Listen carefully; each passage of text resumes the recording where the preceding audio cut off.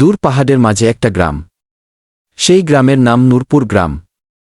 সেখানকার লোকজন খুবই সহজ সরল ছিল। গ্রামের লোকদের জীবন চাষের উপর নির্ভর করত। সেই গ্রামেই রহিম নামে এক গরিব কৃষক থাকত। রহিমের পরিবারে তার বৃদ্ধ মা আমেনা খাতুন, তার স্ত্রী আয়েশা আর তার 5 বছরের ছেলে হাসান ছিল। রহিমের কাছে সামান্য একটু জমি ছিল, যেটাতে সে চাষ করে পরিবারের ভরণপোষণ করত। উঠতি সূর্য দুনিয়ার জন্য আলো নিয়ে আসে, কিন্তু রহিমের জন্য এটা শুধু আরেকটা দিনের সংগ্রাম নিয়ে আসে।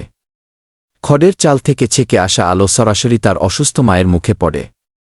আয়েশা বলল, রহিম, আজ হাসানকে কি বলবো? কাল রাতে ওকে ভুলিয়ে ঘুম পাড়িয়েছিলাম যে সকালে উঠলেই গরম গরম খাবার পাবে। এখন ও জাগতে চলেছে। চুলা ঠান্ডা পড়ে আছে আর আমার মমতা রক্তাক্ত হচ্ছে। আমরা কি এতই অভাগা যে নিজের বাচ্চাকে এক টুকরো রুটিও দিতে পারি না?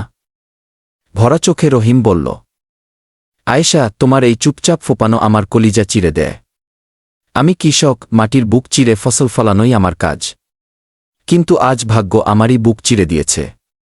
জমিদারের কাছে ঘুরে ঘুরে পায়ের জুতো ক্ষয়ে গেছে, কিন্তু সে ধার দিতে রাজি না। কিন্তু হার মানব না। আজ আবার যাব। হয়তো খোদা আমার মেহনতের উপর না, এই নিষ্পাপ হাসানের ক্ষুধার উপর দয়া করবেন। আমেনা খাতুন ভেতর থেকে কাশতে কাশতে বললেন, বাবা, কাছে আয়। দেখ, আমার শেষ সময় কাছে এসেছে। কিন্তু আমার মৃত্যুর ভয় নেই। আমার ভয় হল কোথাও আমার গরিবী তোর বিবেককে খেয়ে না ফেলে। ক্ষুধা খুব বড় জিনিস। বড় বড় মানুষের ইমান টেলিয়ে দেয়। কিন্তু তুই কথা দে, চাই পেট পিঠের সাথে লেগে যাক, কিন্তু কখনো কারো খারাপ করবি না। আল্লাহ লাঠি শব্দ করে না, কিন্তু চোট গভীর করে কি? রহিম বলল, মা, আপনার সংস্কারই আমার পুঁজি।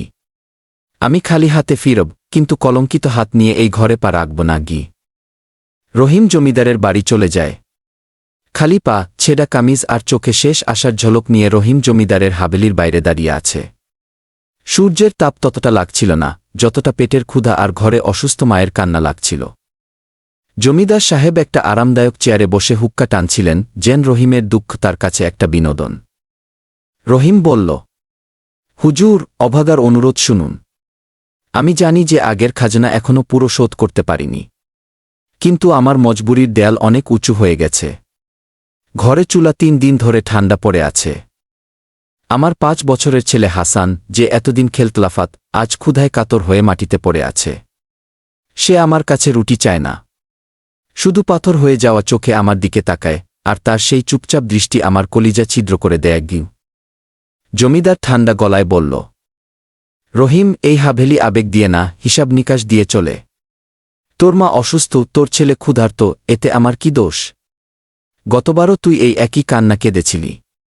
এই মাটি তৃষ্ণার্ত, তো আমি কি করব? আমাকে আমার সিন্দুক ভরতে হবে, তোর গরিবীর বোঝা বইতে হবে না।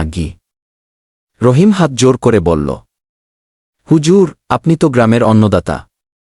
যদি আপনিই হাত গুটিয়ে নেন, তাহলে আমাদের মতো ছোট কৃষকরা কোথায় যাবে? আমাকে শুধু একটু আলু আর মটরের বীজ ধার দিন। আমি আমার রক্তঘাম দিয়ে সেই বন্ধা জমি ভিজিয়ে দেব। আমি কথা দিচ্ছি, ফসল কাটলেই সবার আগে আপনার ঋণ শোধ করব। আমার মা ধুকে ধুকে মরছে, তার ওষুধ দরকার।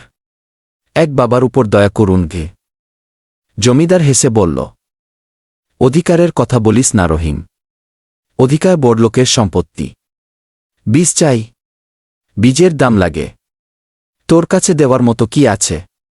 ওই 2 বিঘা জমি যা আগেই বন্ধক আছে। যা এখান থেকে দূর হ। যতক্ষণ আগের হিসাব শোধ না হয়, তোকে একটা দানাও দেব না। রহিমের চোখে পানি এসে গেল, কিন্তু সে মাথা নিচু করল না। সে বলল, হুজুর, আজ আপনি আমাকে খালি হাতে পাঠাচ্ছেন, কিন্তু মনে রাখবেন, গরিবের দীর্ঘশ্বাস অনেক গভীর হয়। আমি আমার মেহনত বিক্রি করতে এসেছিলাম, আমার আত্মসম্মান না। যদি খোদা চান, তো আমার মাটিও সোনা ফলাবে। আজ আপনি আমার গরিবীকে নিয়ে হাসছেন, কিন্তু সময়ের চাকা ঘুরবে হুজুর, সময়ের চাকা অবশ্যই ঘুরবে। এই কথা বলে রহিম ধীরে ধীরে হাবেলির সিঁড়ি বেয়ে নিচে নেমে গেল।